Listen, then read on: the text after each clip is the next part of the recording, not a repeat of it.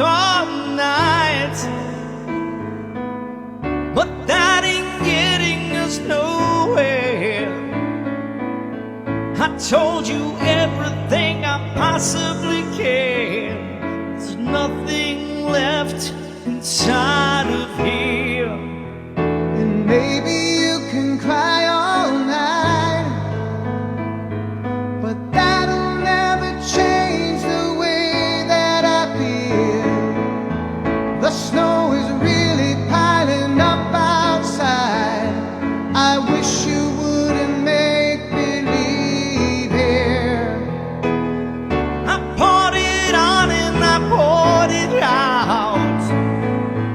I tried to show you just how much I care. I'm tired of words and I'm too hoarse to shout. But you've been cold to me so long, I'm crying icicles instead of tears.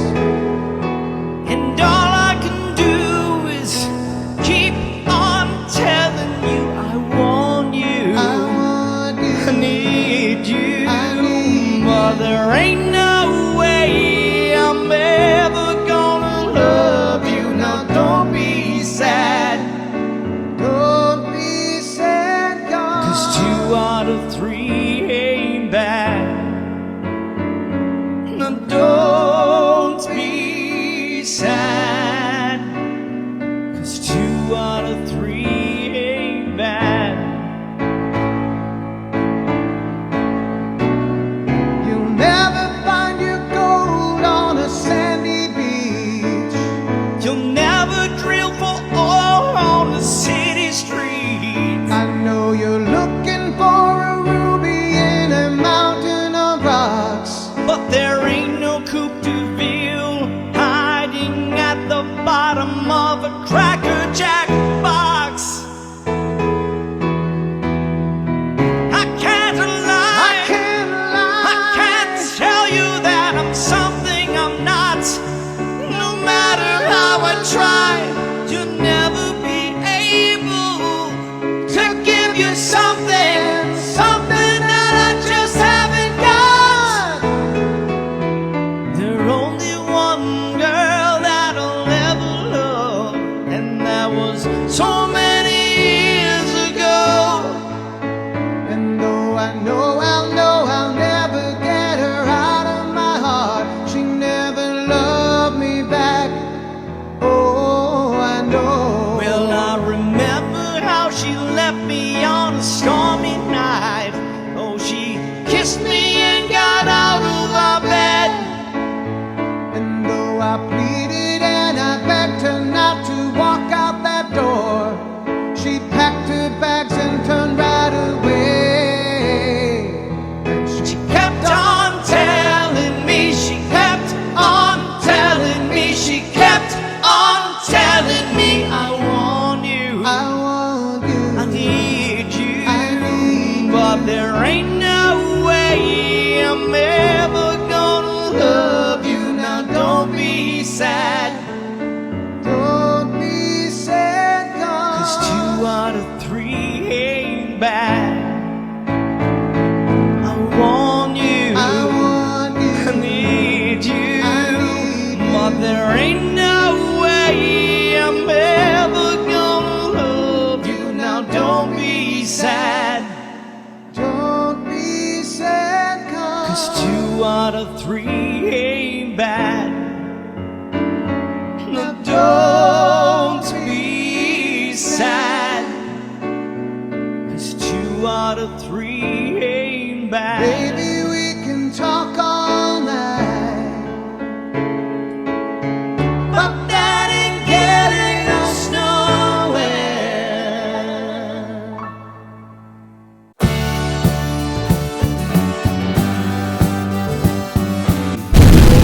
Dino Manzella. How you doing, man? How you feeling? I'm feeling better. Yeah, I'm about 99.9%. Yeah, it's tough. You know, it's interesting because I had to travel last week. I was out in Las Vegas for a conference. I don't like Vegas anyway. It's not my thing. Oh, come on. No, I don't like Vegas. I just don't like it. It's just to me, it's a pain in the ass. And the hotels, because they have that, those large filtration system for smoking, it completely destroys my sinuses, and I get the worst night's sleep. I got home on Thursday last week. Friday I felt like crap just because my face just felt like somebody punched me. Debbie might have punched me. She wants to. That's why people go to Arizona. If you got air quality issues, you go to Arizona. Well, I guess you got cold issues, you go to Florida. I'm one of those odd people, man. It serves me no good. So. All right, what's on the plate yet? Did you figure out? Are you still doing your yacht rock? It's still we're still working on it. But in October turning out to be kind of a busy month for Mike Dermont. I've got the whole friction thing that's going on. We're trying to balance all that out. So I have to see. Yeah, tell everybody. Like, start with your coterie. So, the coterie, we are thinking the yacht rock is going to be the next theme.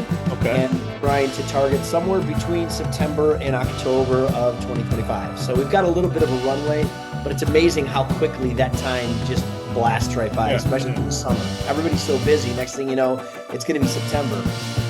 So we've got the coterie event, which, as I said, is going to be a yacht rock event, and then in October, now I can't remember the date. Did I say the 24th before? I have to look. We're doing a friction reunion. I can't even remember. That date will change. That date's sticking. October 18th. No, not October 18th. Man, I am horrible. October 25th. October 25th. Friction reunion. Friction reunion, that's right. And we're looking forward to that, man. We haven't played together in a band for 5 or 6 years, I want to say, something like that. So it'll be nice to get everybody back together and rock out for a few hours. Hello, Mother. Hello, Mother of Mike. Hello, darlings. Hello, my Mike. boys. It's wonderful to have you in my life. See what I'm wearing? Oh, that is gorgeous. You are gorgeous. Well, let's see. I'll show you what's on the back. Marvelous. Right. Oh, look at that. That is cool. Look at you. Did you see it, Mike? Aren't you the fancy? Before it goes any further and I lose you or something happens, Beth wanted to have advertisement. She says, well, whenever I go to those things, I need advertisement. Wear a shirt, Beth. It says Hogpod right on it. You could do it. But anyway, she wanted an advertisement. So I took our little thing. That one. Oh, there you go. Okay. And I did that for the front. And I don't know if you can see this. I put that on the back. Oh, yeah. Yes. Can you read it? Yeah. Interested in being on the Hog Podcast? Contact Beth Miller at beth@hogpod.org. We'd love to hear from you. So I'm creating, they're like business cards, but they're not. Oh, okay. They're just simply little discs. Oh. And the front says one thing, and the other says that other shit. I can't do this camera business. Yeah, it's fine. You got it. Anyway, what I'm going to do is make 100 of them. I don't Before care you how do that, much it costs. What? Before you do that, I have a suggestion. Yeah. You want to put a QR code on that bad boy. Yeah, I wanted to, but I didn't have the proper URL. I can make a QR code, so I will make the QR code. I will send it to you. I'll put it on. Unless you already have one. Do you have a QR code for the Hogpod already, Pete? No. Go ahead, Hogpod. No, listen, you can make one. It's no big deal. When you go on to make these, I will take all the help that I can get. You got it, man. Go for it. When you go on Vistaprint, C&M combination here, Cathy and Mike. When you go on Vistaprint to make these, they say, "Would you like a QR code?" Oh, and I said, "Oh yeah, we'll put your URL here." And I'm like, "What URL?" But anyway, we'll do that. I'll help you with that, Mom. I'll get you. Thank you, my dear. I'll help you. So, and Beth's not here, but I was going to do this for her. Oh, how's that? Is that a Hot Mama shirt? That's a sweet shirt. No comment. That's the front. And the back, I know you're not going to be able to read it. Yeah. Here's the back. I can't see the back. Oh, and what it says is "Follow me." That's a great back.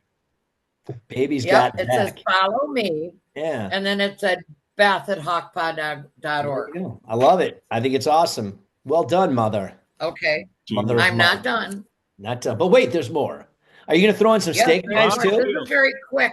Mike, I'm doing this for your show next month for the whole family. Oh, very cool. Oh, yes. Very nice. Thank you.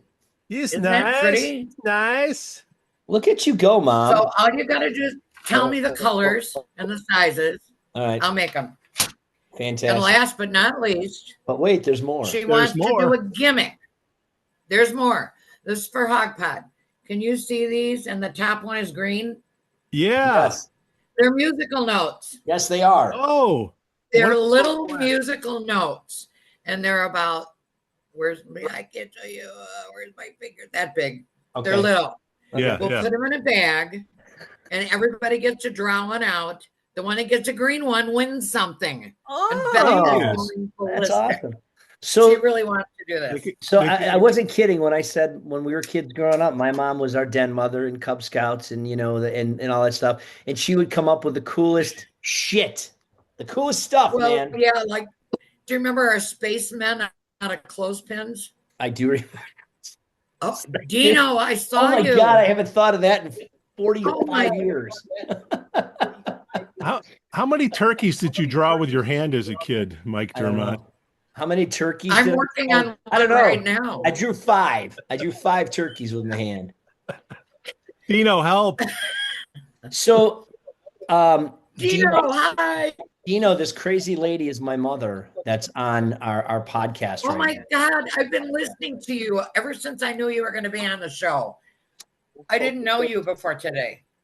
Okay. We didn't know him before today. No, not Mom, not Pino, Dino. This isn't Pino. This is Dino. That's what I said. Okay. Like the dinosaur. Yeah. Pinot Grigio, right? That's no, right. Dino, like the dinosaur. Dino. Yeah. Mike, introduce Dino. So who is Dino? Dino Manzella. Dino is a good friend of mine. We've known each other, I want to say, for probably 15 years now, Dino, in the music scene, something like that. Dino is not only, Dino's known as being the sound technician, former sound technician of Seventh Heaven. I'm going to let him talk about for how long he did that. That's really where I met Dino when I was jamming with Friction and we joined the Seventh Heaven NTD family. Dino and I built an immediate friendship. We've been friends ever since. He is also an extraordinary vocalist musician. And a lot of people didn't know that. Oh yeah, we've got amazing floating around, and he can sing. I mean, this guy's he's a true singer. He's not a screamer. He's not he's not one of those high vocal kind of guys. He's he's a crooner, man. And he has since retired from Seventh Heaven. He's no longer running their sound, and he's dipping his toes in some other projects, which we can talk about tonight, one of which is the Core and future Coterie events. So, ladies and gentlemen, it brings me great honor and pleasure to introduce Dino Manzella. Dino. Well, yeah, the gosh, Seventh Heaven, loved everything. Still do. I still love everything about that band. Richie's direction is one that I don't know if anything even compares to it. The guy knows where to go with things, and it's like he's got a third sense. I should say a sixth sense, like a sixth sense to know what's going on. He sees weather coming in and checks and finds out, and we're ending shows just as the rain starts. It's just it's like he controlled the weather. I don't even know. I don't know. But yeah, what it was is that when I started out, I was I was just an engineer, and Richie had called me up in the middle of the night because his mom saw an ad for they were looking at the studio nearby. I lived in Mount Prospect. He lived in Des Plaines, and the studio nearby his house was advertising. That was my studio for an engineer, and he called up in the middle of the night, and of course I answered the phone, and he hung up on me. He did because he was like, who's gonna? We'll pause for station identification and be right back. We'll edit this all out in post. He really is how many members are in Seventh Heaven? There's 1, 2, there's five musicians, right? drummer, guitar, bass, singer. You And count Dave twice? yeah, he is the sixth member, man. I mean, if you've ever been to a Seventh Heaven show, well, had you ever been to a Seventh Heaven show when Dino was there, he was constantly on the go. He had to have his iPad out there, and I mean, just running that sound. And if you've seen a Seventh Heaven show, there's a lot going on. Not only the musicians on stage, but they've got so much. They've got their supporting backing tracks, and they've got video, and they've got the light show. I mean, he was the guy that was organizing and orchestrating all of that.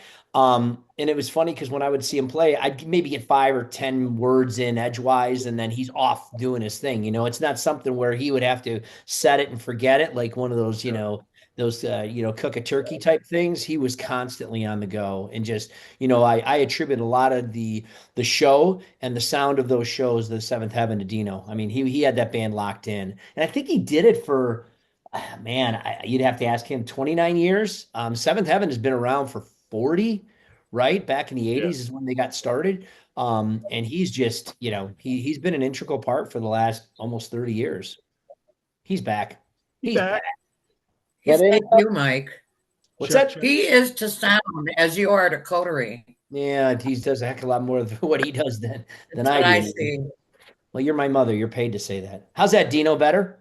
Talking about the greatest sound producers of all time, Dino. We'll get into that. But Mike Dermont was giving me the background on you. How long were you with Seventh Heaven? Give us a little background on that. Yeah, 29 years. We Jesus.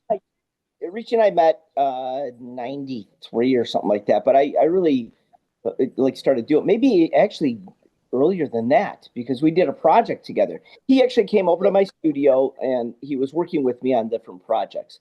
And one of them was a Christmas album of all these Chicagoland bands. We did a song called "Merry Christmas in Chicago," which he wrote and recorded over at my place, and it just great. It was just a collaboration of a bunch of different bands. We did a version of the 12 called 12 Crude Days. We just had the bands decide what they were going to say on their day of the out of the 12 days. You had 12 different bands, and they just decided what to say. And I ended up having to call it 12 Crude Days because of what was coming out of their mouths. But it was fun, and but 29 years. I started with them, I think, officially in 95. Love direction. He had like a sixth sense when it came to, like, if there's weather coming in. I don't know if you guys caught that before. That's what I was telling you about. He really knows like direction. He knows all the little particles. Lets everybody kind of do their own thing, and it all comes together. It's just a great thing. It's interesting you said it all comes together, and I've been a part of that coming together, right? There was a point in time when we were doing so many shows together, and you would see the way that you guys had it down to a system. I mean, there were days, and they still do it, where they're playing 3 shows a day, right? And then 6 shows on the weekend during the festivals. I mean, Thursday to Sunday, or sometimes Thursday to Monday, you guys were just nonstop. And it's crazy if you think about that, because it's the getting there, setting up the equipment, getting on, jamming, the band getting off the stage, the next group setting up the equipment on the other end, then moving over here. I mean, logistically, you had to have someone like Richie and yourself, because you're running the crew, right? I mean, Richie's the CEO, and he's got to surround himself with all of those great players and employees, if you will. But in order to really pull that off successfully, when it says it takes a team, man, teamwork makes the dream work. You guys had that shit nailed down. Yeah, you know what? And realistically, the crew was everything to be able to make those things happen. It got to a point where the crew knew more about the equipment than the band, and that started early on because the band members just wanted to. And that was something I had pushed for, because I didn't want them to be. I wanted the band to just kind of lay back and stay in the background and be more of a you just play your instruments and we will get everything up and get it going. They used to help set up gear, and they really got in the way, honestly, because they would get up on stage, we'd be setting up the gear, they'd be talking to people at the front of the stage, and we're like, come on, man, go down there, we got to set this stuff up. And then eventually they were just like, why do we even show up? at that time, because we're just going to be talking to people. They blow out their voices. So then they started showing up later, and it worked out better. Yeah. They could show up, start singing, and then they would stay afterwards, for the band, for the fans. And I think that settled a little better for everybody.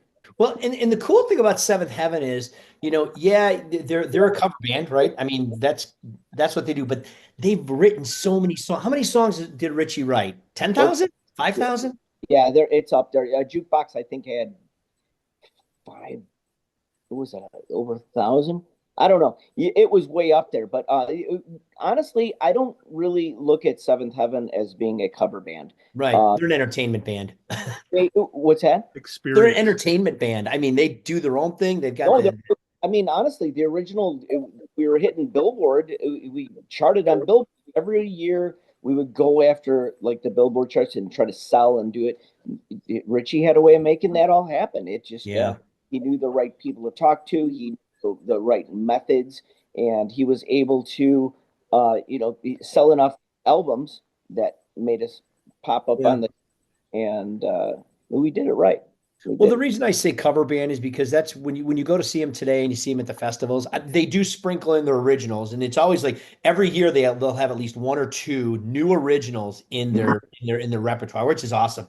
But I say cover band because at least the shows I've been to, and correct me if I'm wrong, the band better than I do. 80% of their music is going to be cover, right? Because that's really what people want to hear when you go to a festival. You know what? And I think it's the people who don't know the band, because the originals are great. I love the originals. Oh, and I honestly think that we could really do well with doing just original shows. Absolutely. Here. If there was like a place, I know we talked about it, and but it never came to fruition. Gosh, dude, the original songs, some of my favorites, Gravity, is great song. Cellophane. Yeah. Something, Time of Our Lives. I mean, some of the more recent ones, Adam's really good with some of the stuff he was coming up with. I loved the early stuff because it was a little heavier, and that's my style. But then Adam came in with this flavor that just worked so well with what Richie was doing. So yeah.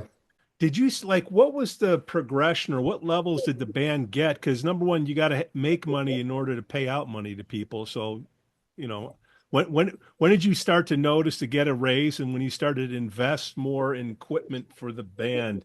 Is there any that wasn't really my doing. The thing I contributed with is making sure that the band was seen in the best light they could be seen in. Meaning, like, I think Lemmy said it best from Motorhead. He said that people, when they go to see a band, they don't want to see the guy from next door. They want to see an alien from the planet. They want to see something.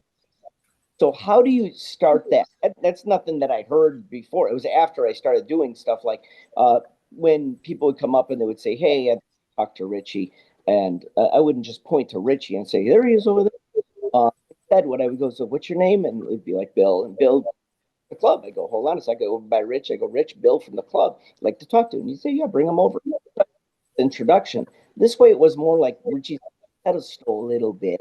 You know what I mean? And I think the introduction kept us above just the regular bands who would just play clubs. And with that, I remember seeing our money started going up then. So,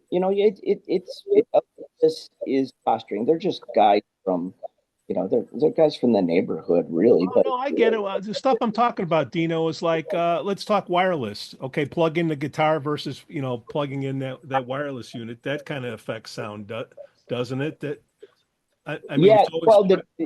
It was all the wireless stuff happened because we were looking for a way of doing things quickly. So we had all wireless mic. Richie came up with this idea too. But he said, in order to get it done, so we're not dragging cables across the stage every time we want to set up, why don't we just go wireless with everybody? And that worked really well. Well, at first we were just doing like the lead vocal, but every time Nick would get up and switch over to use use the lead vocal mic, the EQ is different on it. I was struggling with that, so Rich said, let's just buy them for the front. So that wireless, and also we ended up doing things we consolidated so that most of the wireless stuff is over at where the rack is that has our mixer. We had an X32 back then. We graduated to an M32, but we just put it all together in one place so that there weren't any wires to run. You pretty much just plugged it in and you're ready to go. But it's efficiency. Yeah, it's just that's what it was all about. No, the system that's being used now is called an Axient system. It's the top of the grade. So that one you can notice the difference from a sound engineer standpoint. Like a wired 58 sounds great. You put a 58 capsule on an Axient, you could barely hear a difference, but it's close, but it's close enough that it because of the speed of everything being done, it's the trade-off, and it's not that bad of a trade-off. Well, it's easier when you're headlining. Yeah, in some ways. Yeah, I mean, I will say this: every time we've headlined, I've never really looked at it like that. When we were just starting out, we would open for we opened for Bon Jovi, but when we opened for Bret Michaels one time, I remember their sound. No, it was their production manager came up to me and said, "Hey, can I see your set list?" I'm like, "Yeah, why not?" So I gave it to him, and he started scratching out all like every other song or something like that. He just started scratching out songs. I mean, what are you doing? And he goes, "We might play those." And I go, "One of those was an original." And he goes, "Oh." And he unscratches that one. But then I was like, that's the ultimate compliment, man, when Bret Michaels wants to play your song. Did you fix his bandana? No, don't touch that fake hair. Yeah. I don't know. But why would we want to chop our songs out? Why would he make us less than what we are? We're trying to help him out by warming up the crowd. And then that same day, he came over by the desk and the soundboard, and he said, "Okay, you can only use 80% of the PA." And he put a piece of tape over the masters. And then he went over by lights and looked for any mover, and he taped off all the movers. These are house lights too. This is not something we wouldn't have access to, but he didn't want us using any moving lights, just the standard still lights. They can go on and off. That's it, no movers. And I was like, well, that's kind of crappy. So then I went to Rich. I go, "Dude, this is the experience." And I told him what happened. And I go, "I never want to do that to anyone. If we ever get big enough that we're able to have people open for us, I don't ever want to do it." And he goes, "That's a great idea." So from that point forward, every time there was a band that was opening for us, I didn't call them openers. In fact, the word I use is from Bret Michaels. So here's props to Bret Michaels, not to his crew, but Bret Michaels came up to me. We were in the alley of doing Joe's Live downtown.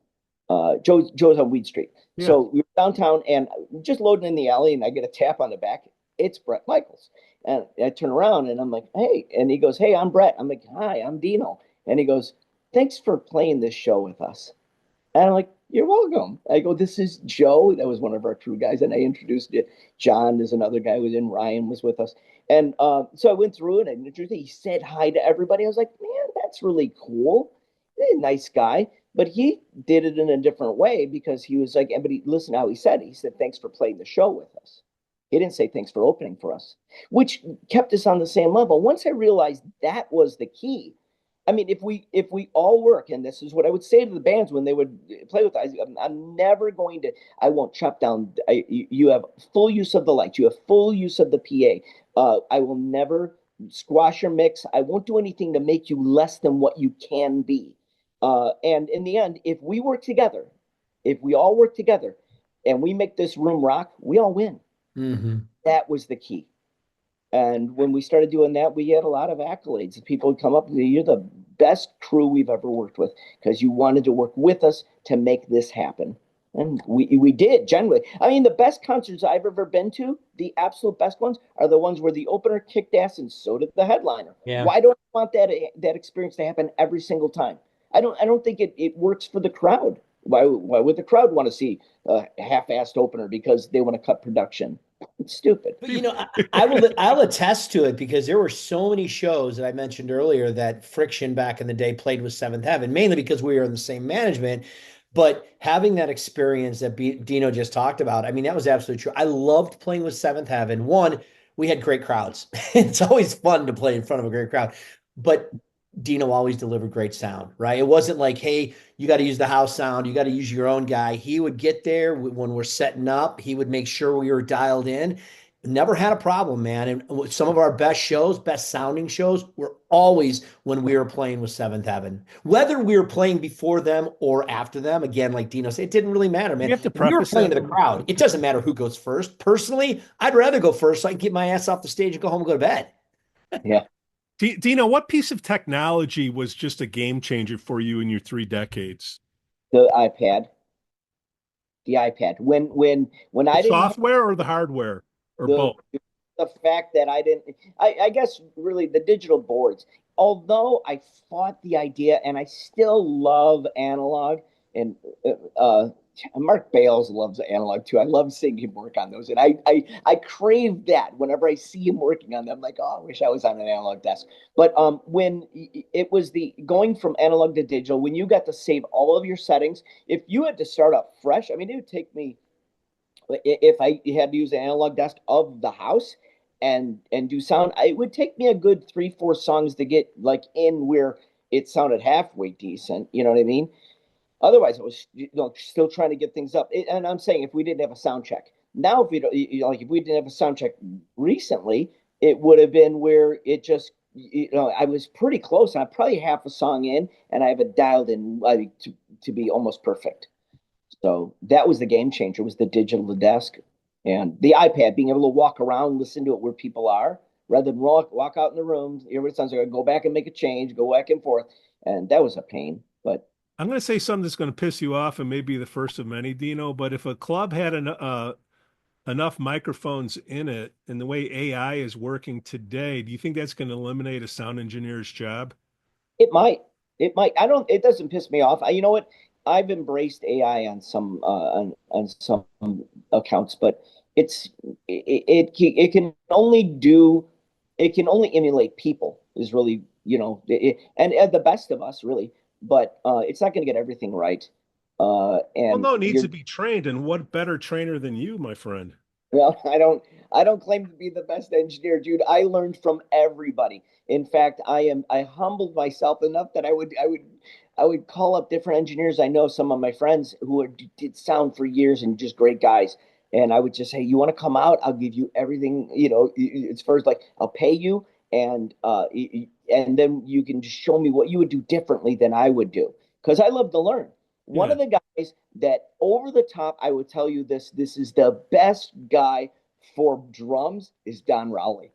Don Rowley's drums are above and beyond anybody's I've ever heard. And I was so like, man, I got to ask him about those. And I went up to him. I go, dude, could you show me what's going on with your drums? And he goes, yeah. He goes, I'll show you exactly what I'm doing. I'm like, all right. There's no, like, he's not holding back. And he told me everything. I used those, and I'm like, oh my gosh, that is exactly what I needed to make our drums sound popping and everything else. And I took it even a step further, because you're going to take any advice someone gives you and then make it your own. And I've used some of the ideas he had, and I started using it on vocals. There was another guy we had, because Adam sings very transient. He's in and out of the mic, and sometimes he'll sing soft from a distance, and he's putting this emotion in. So how do I make that? Because I have to just ride the fader up and down, and I'm like, it's a pain. So then this guy, he was helping us out, Steve Blasky. He came up with this idea of splitting the channel and have one of them being a hard compressor and the other one being an expander. And it was a brilliant idea. I used that, and I was like, man, I don't have to really move so much. Both of them are kind of working together. When he's soft, the expander works. When he's too loud, the compressor works. So it really worked well. But these are all ideas that I'm better because I just kept asking questions. I was just saying, if you had your little iPad there and you're doing the walk around you just go through a range of sounds and you're doing some type of adjustment and recording it, I think we got the Dino bot ready to go, patent pending. Hey, you know what? I'm retired, so I It's guess going to be Dino AI. That's what they'll call it. But you mentioned some of that. It is about teaching it, right? The AI has to learn it, but the scary thing about AI, it never stops learning where we stop learning. So it'll keep perfecting it. So while it's not there today, in a year, it will definitely be there. Yeah, but is it a good judge of what's good? You know what I mean? It can No, prove you, things. Well, it's you're only the within those judge. parameters. Absolutely. Well, Yeah, I would say here, let's go through this scenario. We'll tangent off and come back in, Dino. sure. You're a Chicago local guy, 3 decades, sound engineer. I'd like to hear your opinion on the best Chicago sound engineers of all time. And I'll just throw a couple names out there and you can add on to them if you got any opinions. I'd love to hear it. You got good old Butch Vig. You got Steve Albini. All right. Dino Manzella. Continue. Frank Pappalardo, loved his mixes. In fact, Frank and I are going to be working with some stuff. There are so many. Mark Bales. It, gosh, I wish I would have prepared for this because there are a lot of local guys I Well, here, love. I'll guide you through. The reason I bring it up, like early 90s Chicago for Chicago music scene, that was the fucking scene, man. You had Seattle, you had Chicago, right? Hmm. The East Coast was out there. They were working on their rap, and we had that to our own. And you had Corgan, and you had before he killed himself, Cobain, Cobain. and then you had Pearl Jam, Seattle's wizardry and all that. But they would all come to Madison, Wisconsin for Butch, which then he got into garbage, but literally the band garbage. They both worked on the Nirvana albums. Do you have an opinion what the difference was between Butch and Steve? One of when I went to high school, the sound engineer for Smashing Pumpkins went to my high school, and he and I shared some ideas. In fact, Wait, that which was high one of the school? people Prospect High School, Mount Prospect. Prospect. Okay, okay. Yeah, so he was the sound engineer for Smashing Pumpkins, and I shot some ideas out to him. I invited him out to mix with me, and because I wanted to learn from him too. But yeah, there are a lot of sound engineers out there. I mean, anybody from Soundworks, those guys are great. They really know what they're doing. I don't know. I mean, there are very few sound Here, engineers. let me throw out an old name, okay? And I'm gonna probably screw this up, Stan Doty, but Pravda. There was an 80s Chicago scene, there was a 90s Chicago scene. And then now you have everything, today. It's just, I don't know if it's better. I think it's better, but it's different. And I'm wondering what you saw in the evolution of what happened in Chicago, because all of a sudden we had Billy Corgan and then we don't, Sheryl Crow and then we don't. What do you think's going on locally? With the band, you know what, and that's interesting though. When the band scene started to take form in Chicago, they were always trying to step above and see what's going to happen next because you had to be ahead of the game. The For a time, right after the grunge was ending, I thought it would be a blend of hippie and then also with the like I was thinking it was going to be like a glam hippie thing. So it was like the 70s, but more like a Wilco? glam thing. And that never happened. That was I thought it was going to go glam hippie. It never happened. The bands I think should have done better in Chicago off Broadway, right off the top of my head, that would be the band. I think they were very underrated. I believe it had some. I read that it had something to do with the contract that they signed. It wasn't national, and it was more regional. And if they were national, I think they would have they still would have been so big all around the country. The great songs. M&R Rush, great band. The Odd. I mean, some of these bands were on the Chicago Loops, Chicago Rocks album, I think it was called. And then Hammeron, gosh, why? That's a band that should have gone further. Bohemia. So And you have national acts and you have local acts. What's it take to be a national touring sound person? Because that is at least what I've seen recently, because I know a couple that are on the tour, they are recognized at the shows. The bands really appreciate a really good sound person. What is it? Have you seen that? Because you're a good sound person. And if so, what is it? What's the difference between doing the national and the local, besides the ability to travel? You know what? The national guys kind of keep. I mean, they keep away during the time that the openers are doing anything. I think it's mostly to save their ears because you want to go in fresh. But I'll give you a story when we were yeah, and the main engineer wasn't even there. This was when we were opening up for Bon Jovi at Soldier Field. So they gave me a digital board I had never been on in my entire life. And this was when the digital boards were just coming out. Of course, they've got the newest and the greatest, and I have no clue what's going on with them. But they gave me this one guy who kind of knew his way around it, and he said, "If you need help, let me know." I'm like, "All right," and I'm like, "Well, I don't know what that means," but they were going to give us I think it was a 30-minute sound check. And but things got held up, and we ended up with like near 20 minutes. Now I had 23 channels I had to put in. This is before we had the M32 or X32, so we had to go off their board. Everything I had to go every channel, set my gates, my compressors, my effects. Everything had to be set up before in this half hour. But we were going to have. Then we got down to 20 minutes, and I had 23 channels on a new board. I was just like, "What in the world? How am I going to do this?" I went through every channel I could, and they didn't even have a talkback mic. And the stage is really far away. I'd use my phone. He goes, "We don't have a talkback." I'm like, "All right, well, I guess the phone is it." So I'm talking to my crew. I'm like, "All right, give me this." And I started EQing things in. And finally, we got down to about halfway through, and the guy goes, "You're done." And he takes down the master. And I'm like, "Now what? What do I do?" And I go, "Can I do a line check? Can I at least look at it and have them?" He goes, "Yeah, you can do that." He had the music up at the time. And so I'm like, "All right." And so I got everything going, and I'm like, "Man, it's gonna hurt when I start." And this is a big show. And we started playing, and then there's this big, huge reverb on the snare. I mean, the biggest reverb I'd ever heard. And I don't know where it got set up. And I'm looking through everything I can. And in the meantime, I'm trying to make the band sound good, but I'm looking for this reverb. Couldn't find it. Look over at the guy. I go, "Hey, you hear that reverb on the snare?" He goes, "Yeah, it sounds awesome." I'm like, "Okay."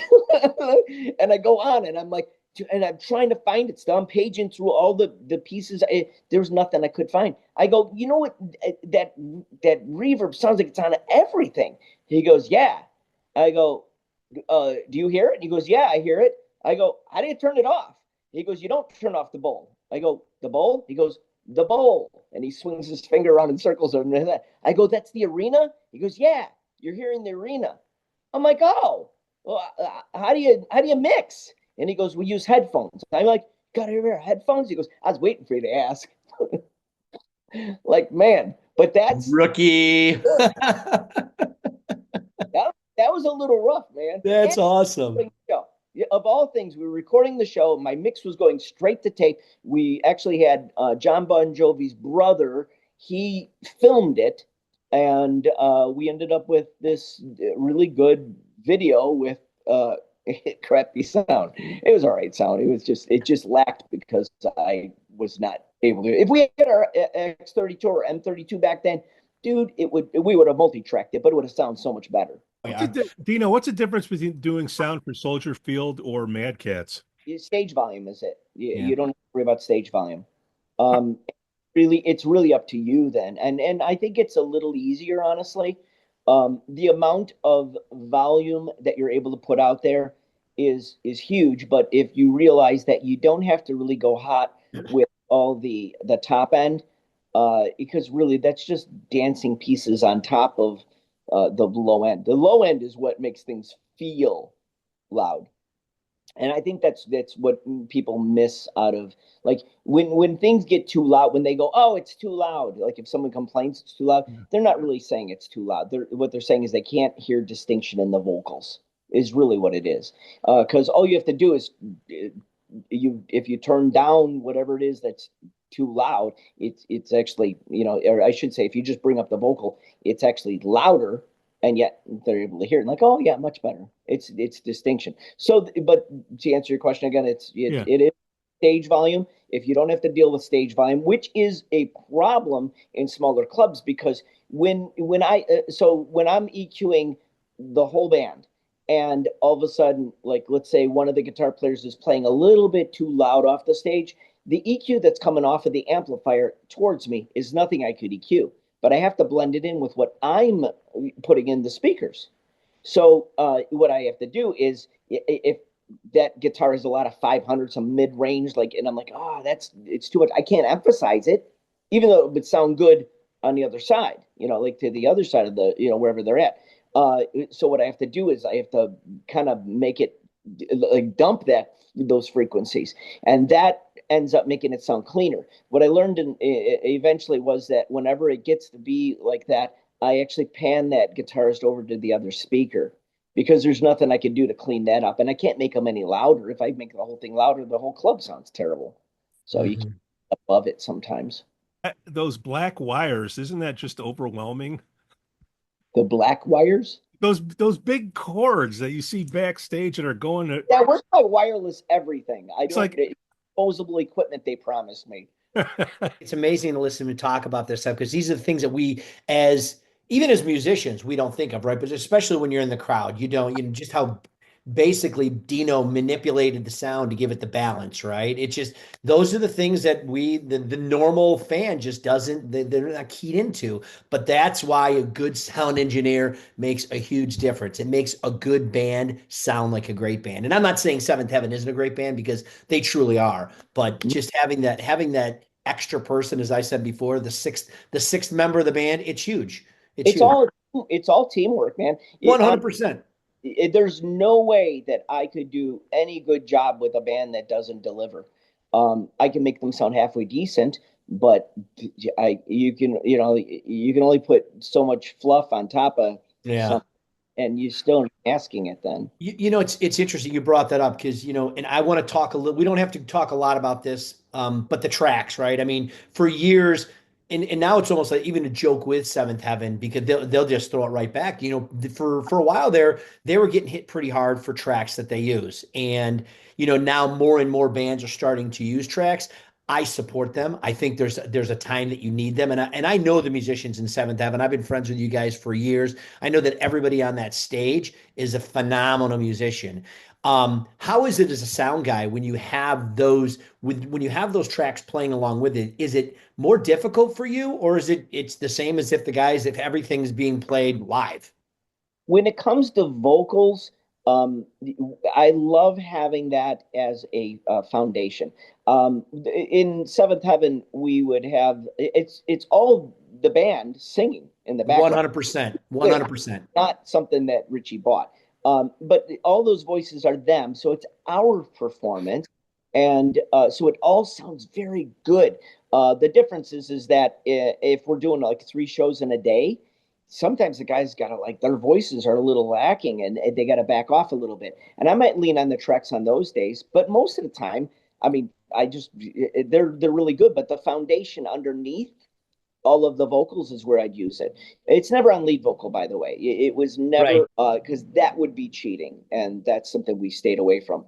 The keyboards, that's what it's from. It actually started, and Richie could tell the story better, but I remember him saying that he was looking for a keyboard player, and the guy who he's trying to hire to do keys wanted more money than what the gig was playing, or maybe it was exactly what the gig was paying the band, and he said, Sounds I can't do right. it. So he ended up do like a click track, as long as our drummer, Dan Miller at the time, if Dan Miller could play to the click, it'd be, we could do it. And they practiced with it and worked out really well. Do you do a lot of studio stuff, Dino?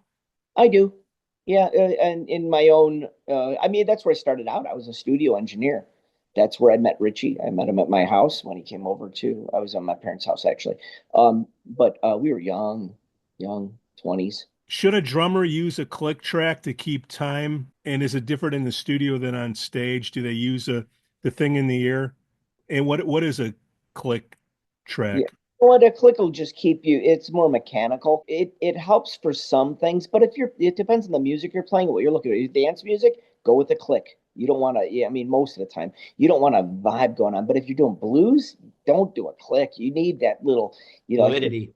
Yeah. Yes, and the drummer can just like lay back and just pull back a little bit with the tempo, and it can feel a little more groove going on. I mean, he plays off the people that are there. I think of it as if you've ever watched jazz musicians, they actually play to the singer. So, and this is something I never even understood. I had these guys come over to do a song with me, and it was a jazz song. They were jazz musicians, and they were schooling me. I'm like, all right. So, and then I started singing the thing, but I was waiting for them to give me the stride of what the song was, and they're like, no, I'm gonna match to you. I'm like, how? You know what I mean? I don't And know what I'm doing. I was like, I can't believe that you're gonna match me. I'm like, okay, that's kind of cool. And I learned that that was very good for the vibe, but it's so uncomfortable if you've never done that before. When did that come into play, the click? Has it always been around, or give me like a decade where that came in? Oh, I don't even know. I think I think that Jan and Dean started out by faking everything by playing the music first, you know, because Uh-huh. they their album when one of them got in a car accident or something like Yeah. that, and he couldn't sing, and so they would just play the album, but it started skipping or something like that. But I think that's where it started. But I think as long as you're not using the click track as something that you absolutely need, I think that's okay. You know what I mean? Mhm. I Okay. mean, I think a band who can play without it. There's some drummers who should be playing to a click. Their tempos are really off. All over the place. It's like a roller coaster. And I was going to say the same thing. And I think as we get older as musicians, I'll speak for myself. As I get older, I can't hear things the way I used to. And if I can't hear it, my timing is off. It's never always been the greatest. I'd probably be a really good jazz singer because then everybody's following me and I'm not following them. But as drummers get old and you start to have the degradation in the ears and you can't hear things the way you used to. I mean, once you start losing that, you start to lose it all. So I could definitely see, and there's drummers that I know that I have followed over my illustrious career that they didn't used to play with a click track, but as they got older, they did. But it's still it's not the same as it was. It does help them. It gives them the guardrails. It keeps them kind of in their lane. But I'm in full support of it. It keeps the music going. They can use it or not use it. I mean, there's some songs that kind of almost demand it, and some that I mean, if they're playing something and there's a break and you don't want to hear the hi hat click click and then the band's Yep. instead everybody's on ears and they just hear it in their ears and they just start with a bang. That's magical. Yeah. And where I think click tracks are just useful. And I know a lot of people who use click tracks use vocal commands too. Like the chorus is coming up in three, two, Two, one. Yeah. one. You know, Yeah. and then because you can get lost in it too. If your tracks are doing some someone falls away from the tracks, you got to figure out how to get back in. I think it was I heard a story about Pete Greco's band when they were doing I believe it was a Dream Police, and you know that one section where it's just outrageous. Like there's a doom doom doom doom doom doom doom doom. Seventh Heaven used to play that song too, but they said they everybody lost sync on it, but it was the vocal that said coming in back in three two one, and you just flip right into Oh. it. Mikey Dermont, do you use that at all? No, Okay. I don't use any click. No, you know what? It's just I've got such bad ADD that if I had a click track in my ear, I'd be listening to that. I wouldn't be paying attention to anything else going on. I But can't. do singers use it though? I Oh, would imagine. oh yeah, absolutely. Okay. Yeah, for sure. Okay. Yeah. And there's I've taught myself, there's certain songs like there's those spots in the songs where it's like once I hear that, I know I've got to count to six, and that's where I come in. So I've created my own thing. Whereas, like, whether it's Doug Schoenbeck or Frank Oliveira, and the bass player, they just naturally know where it comes in. I'm not that smart, so I have to find that one spot where it does a walk down or whatever, and then I'll count for myself. So I guess I've created my own click track on certain songs. For those of us that have been unlucky to not to have Dino be the sound person for us, and we've had to play smaller clubs and have bad sound guys, do you have any advice that you could give to a newer sound guy that's starting off? Like, what's the first thing you should be looking at, the second and third? Just Yeah, simple things that they get wrong. ask the house guy. When I started out and we didn't have our own deck, I'd have to use someone else's gear. And being on their gear, you have to be very respectful because it's their house. They know that room better than you do, but you know the band better than they do. So you have to work together with them. That's where I would, when I went into these clubs, I would say, rather than show off how good I could figure out their equipment, which I thought was stupid because, I can only, I could try to, I could wrestle through it and figure it out, but they know the equipment better. So I would work with them with sound check. I would go, okay, let's go through sound check together. I said, and usually the line I would use is like, the gear, I know the band. If we work together, we'll make this whole thing rock. And, and the other thing is if you're even today, when I do sound and I'm plugged into someone else's system, I make sure that I know that they know I'm never going to go past what they would feel comfortable. And I would go over and ask them how I'm looking. And I would go over and take a look at the amplifiers, make sure that they're comfortable with it. I'd make sure they would know that I'm going over to look at them, at their amplifiers. So they know I'm concerned about that. Otherwise, you know what they'll do? They'll squash my mix with compression and it'll sound absolutely terrible. Be humble and don't be afraid to say, I don't know. Absolutely. You can't know everything. And the more you try to posture yourself to be the bigger person, the more you're going to fail because they're going to challenge that. Like if you're going to say, no, I got it. You're going to fail. It's best to keep asking questions and be humble. Yeah, why not? I mean, you're working together. Why would you fight it? They're there to help you. They're there. If they're there at that club, they want the club to sound good too. And it's not a competition.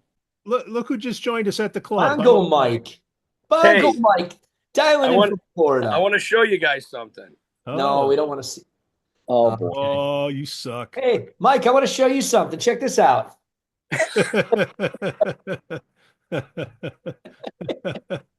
Bongo, say hi to Dino. We got Bongo and Dino. Dino, how's it going? Good. How are you, man? I'm doing well. We're learning about sound. We're learning. He knows it. He knows. Well, and that's a good segue, Dino. So we've talked about Seventh Heaven and you running sound for them. You've since retired from Seventh Heaven. I think you said October of 2024. What's Dino doing now? What's keeping you busy, buddy? Yeah, working with, what? After I had left, after I announced that I was leaving Seventh Heaven, retiring. Everybody and their brother called you, right? Dino. You know what? I expected a couple or something like that but I didn't expect. There were 15 pretty good offers out there, and I was like, and that's really. And I was like, which one do I want to settle in with? And there were a lot of them. Some of them were, they paid more. Some of them they had and I was like, I don't necessarily. What I'm really concentrating on is being comfortable. I want to have less time and be comfortable. And be comfortable, meaning like I would love the music, and the music I craved was the hairband stuff and like Journey and all that stuff. So then Pete Greco contacted me and I said, let me think about it. And he goes, I got 3 bands. We do like maybe 60 shows a year. I'd love to have you on. And I'm like, I don't know. Was I ready to sign on to anything yet? I didn't. And I went up to my wife and I said, Pete Greco's asking me if I want to work with him. I got these offers, this one. And I said, the difference is Pete's saying that every once in a while he'd love to have me up on stage and sing with him. And she goes, go with that one. I'm like, what?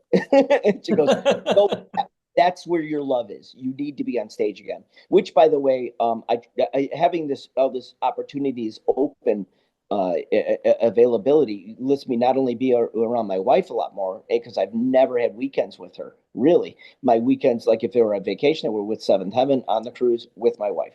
But now we've got full weekends together because Pete doesn't play every weekend. And the other thing is that Pete he does all the bands, the types of music that I love. So he's got the Journey, the Escape, the LP vinyls, Escape. By the way, LP, when he goes LP vinyl is the name of the other band, but he's also got Lounge Puppets. The LP actually Lounge Puppets. That's what it stands. Yep. And then he's got LP vinyls Escape, which is everybody from Escape except they add a keyboardist guy, Dominic, who plays keyboards on it. So that's live keys. But it also allowed me to do one thing that I always loved to do. theater. So yesterday I tried out for Jesus Christ Superstar over in Schaumburg. And I'm waiting to find out if I get a call back. I'm an older guy, man. I'm not sure. I'm not sure if they're going to take me on. I know I did pretty well in the audition. My voice is. Schoenbeck beat you. Yeah, Yeah, only I'm in looks. Schoenbeck only looks. You know, it's funny, but we keep bringing up Doug's name. I should have brought this up earlier. Doug and Dino actually have a very long and storied history together. Is that right, Dino?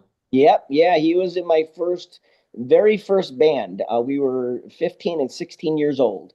And I've got a recording of him singing "You Shook Me All Night Long." In fact, it's on YouTube. What? You got to get that. We got to get that over here to Pete because we're going to get it right up here, baby. I'll give you a buck. Yeah. Yeah, it was. What would it Put be on Spotify. You get a buck. Well, yeah, I don't know if people would really listen to it. Although I will say, Doug was worried that he would be singing, like his key would be in, or because it's pre-puberty, you know. But Yeah.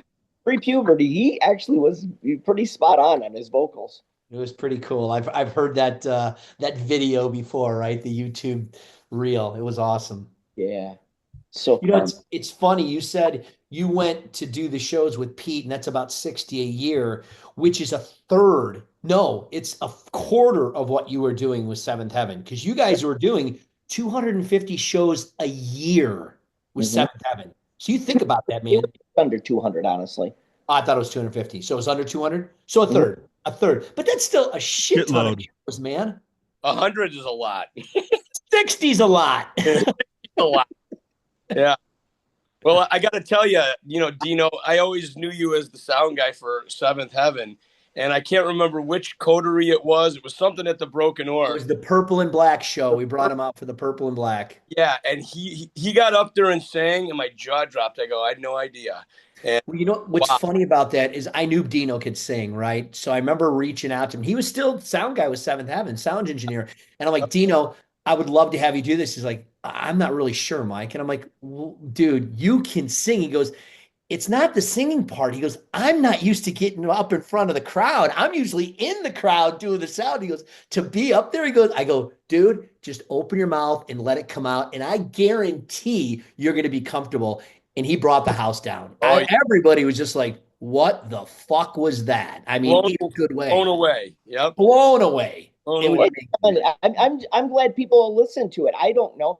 I think my biggest Achilles heel is not remembering lyrics. I'm not used to this being up on stage. And then what do you do like when the band's like if the band's doing a solo? I don't know how to rock a crowd. I mean, if I'm doing theater, I could be the character. Like in Judas, I could be Judas. I have blocking, what they call it, when you walk from one side of the stage to the other, you're acting, whatever. I can do that. But that's when I'm Judas. Dino Manzella does not have a stage presence whatsoever. So all I can do is just kind of go into my introvert and just kind of shut up and let people do the thing, hug the mic stand, and just wait for my next vocal. Because once I'm the vocal, then I just let loose and I don't know what happens to my face. I know it gets a little weird. Sometimes it contorts when I sing. But that's the emotion comes out and I could be right there in that moment. But when I'm not singing, I'm a very uncomfortable person up on stage. Well, next show, I'll just come up and I'll dance with you. Oh, You want to get uncomfortable? That's going to get you uncomfortable. You're like, I'll stand on my own now. I will. Guys, choreograph that. You know what? We'll work on it. We'll work on it. Dino, I'm intrigued. I would like to see you in person. What do you got coming up in the future? What are you thinking about? I'm singing, I think, 4 songs. Yeah, at the Core Show in April 12th. Yeah. What is the core show, Mike Dermont? So April 12th at the Broken Oar, we're doing a core show. This is the core group of the Coterie, which Dino is now part of. He had some spare time, so I reached out to him and said, hey, would you like to do this with us? So we're going to do a show where it's going to be one-hit wonders and guilty pleasures. Now, the core is, like I said, it's the core group of the Coterie. Doug Schoenbeck, Art Nunez, Frank Oliveira, Mike Dermont, Casey Revstentori, Dino. We've got 2 drummers, Chris Rhodes, Dan Dillon, Michael Mojo O'Brien, and Robert Jess on keyboard. So 8, 9, 10 of us, we're just coming together. We do our own little thing, and we're going to put on a 2-hour set. It's going to be a good time.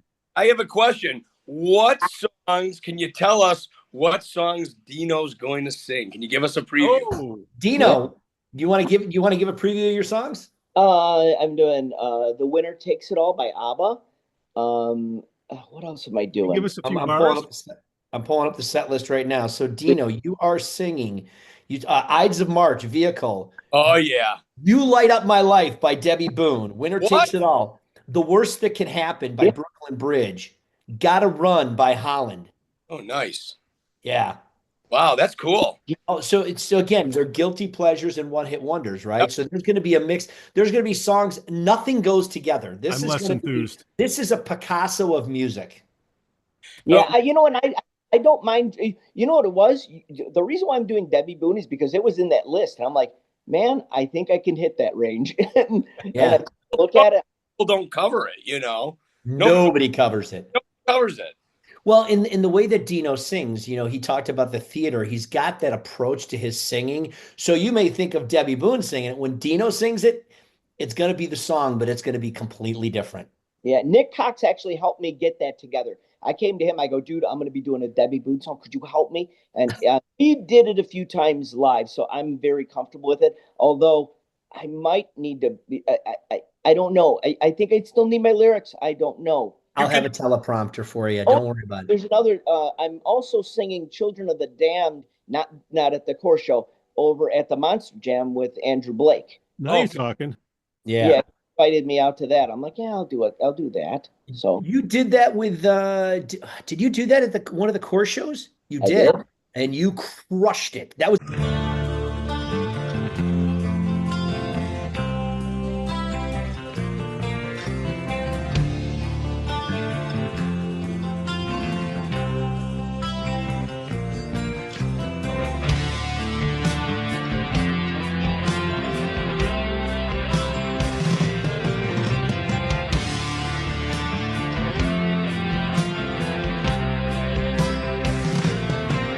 He's walking like a small child, but watch his eyes burn you away. Black coals in his golden stare. God knows he wants to go home. Children of the damned. Children of the damned. Children of the damned. Children of the damned.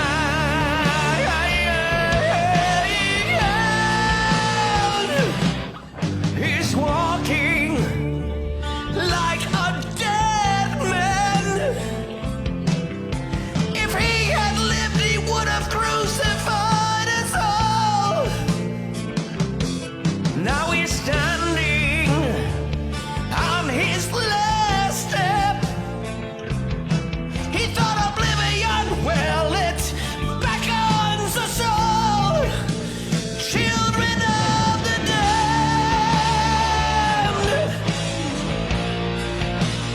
Children of the damned.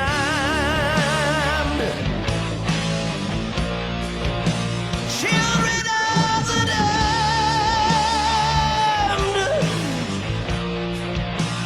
Children of the damned.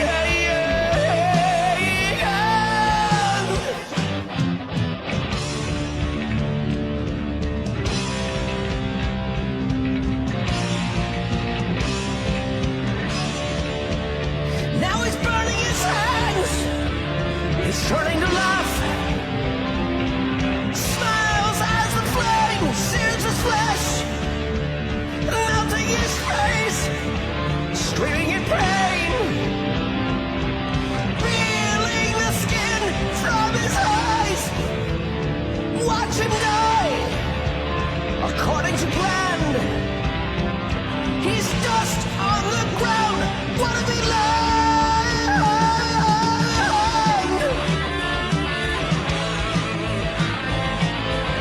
was our heavy metal show. Oh. Yeah, that was awesome. Bongo Mike, what you got coming? Well, we just had our gig yesterday at the Toadstool Pub, which was a lot of fun in Highwood. and it was a nice day. So they opened up the doors to the atrium, and a lot of people were sitting outside and just having a few cocktails and chilling out. And it was great. And we had Chris Rhodes helping us out on drums, and our new keyboard player, Dave Stachowicz, might have butchered that. He's the keyboard player for Melon Cougar. So that was his first show with us. So it was good, fun. Fantastic. And then in 2 weeks, not this coming Saturday, because obviously I'm here. Sorry, guys. But you're there. Mike, you're your second home down here. I know. But I got the acoustic show at Sundance Saloon on March 23rd, which will be playing stuff that we don't normally play. I mean, you're going to hear some Sniffin' the Tears, you're going to hear possibly some Beatles. So a lot of stuff that the Mosquitos typically don't cover, we're going to be covering for that show. Mother of Mike, Cathy Dermont, can you just show us your latest creation that you're wearing there? Mom, can you hear us? Okay, I have my thing muted. I'm not saying That's it. okay. Yeah, We want to see your shirt. Don't lift your shirt. Don't off. lift your shirt. Yeah. But Can you see that? Yeah, I see. That's sweet. That's Look at sweet that. merch. She's created her own logoed T-shirts. And I also created this one. Oh, the core. We'll put that. Right and here. then for Beth, what did I do? It's just here's the back of the one I did for Beth. Oh, I like that back. Baby's got back. Isn't that a hot back? Get out I had a back like that back in the dark ages. Oh God! How about the front? You're still my mother. You're still my mother, right. so we don't have to go there. I'll take two. That's a picture of me when I was 19. Yeah. my breast. He did. Come on now, Are guys. you not worthy? Now Bongo didn't see these. Oh, nice. Little hockey pucks. I love it. And Yeah. on the back, it gives information so that somebody can get a hold of I like it. Beth, Hogpod, Yes. book a show, or whatever. I like it. We're going to pass those out as That's a tour. advertisement. On April 12th, right?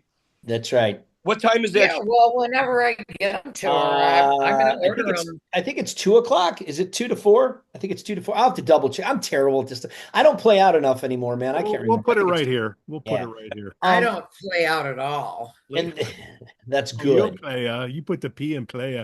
You want to know what's going on with Mom? Mom, what are you doing? I am going to put on 2 stuffed pork chops for Gary and I so we can have dinner. Oh, Delicious. God bless In a him. moment. Why don't you put on 6 and we'll all come over? Yeah. Here's one other thing that I wanted to mention. I know we're getting to wrap the show up. Dino and I have been talking about putting a project together outside of the corn, outside of Coterie, and outside of everything he's doing.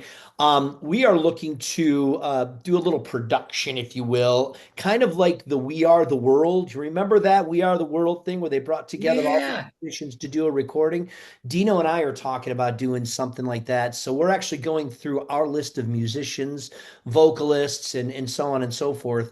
So stay tuned to that. I'm not sure when it's going to come out, but we've got a pretty cool project we're going to be working on. You have It's all It'll be wonderful. It's really to try to unite this whole scene. I just love so many different bands and facets of them, the styles, and I really think that something like the song "We Are the World." We're not doing that song, but it's like that, and just uniting everybody to be able to sing together. Big chorus of people, and we actually recruited a really good engineer. He donated his studio to be able to do it. He's got a nice sound studio too, a big one, commercial. So I'm looking forward to this so much. Be a good time. This will be a recorded thing. This won't be a live performance at any club. This will be something recorded. Maybe put a video together, maybe behind the scenes, and they're already singing type You thing. wet our whistle. We're interested. Very cool. We're Dino in. Manzella, sound engineer. Thank you for joining the Hogpod podcast. Mike Dermont, mother of Mike, and Bongo Mike, and of course myself, Pete Jansons. We wish you bon voyage. Peace. Peace. Thank you. Later.